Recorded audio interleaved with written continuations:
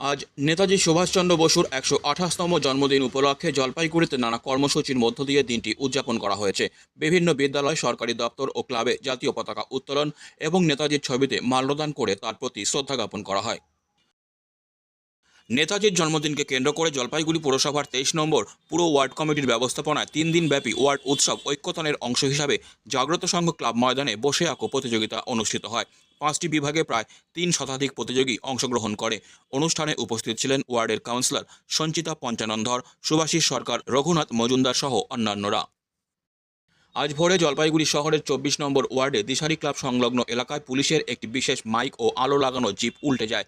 ঘটনার সময় বিকট শব্দে এলাকাবাসীদের ঘুম ভেঙে যায়। দ্রুত ঘটনাস্থলে ছুটে আসে পুলিশের একটি পাইলট ভ্যান এবং উল্টে যাওয়া গাড়িটিকে সরিয়ে নেয় সেখান থেকে।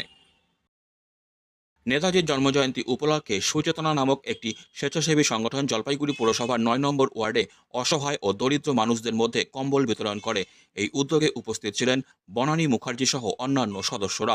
কম্বল পেয়ে দুস্থ মানুষেরা নিজেদের উপকৃত বলে জানিয়েছেন। নানা আয়োজন সত্ত্বেও জলপাইগুড়ি বইমেলা ২০২৫ এবছর জমে ওঠেনি। বইমেলায় বইয়ের স্টলগুলোতে মানুষের ভিড় কম লক্ষ্য করা গেছে।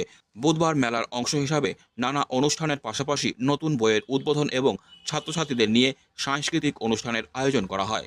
এখানে আমরা নানা রকম সায়েন্স এক্সিবিশন হচ্ছে। এখানে আমাদের স্কুল থেকে অনেক স্টুডেন্ট এসেছে।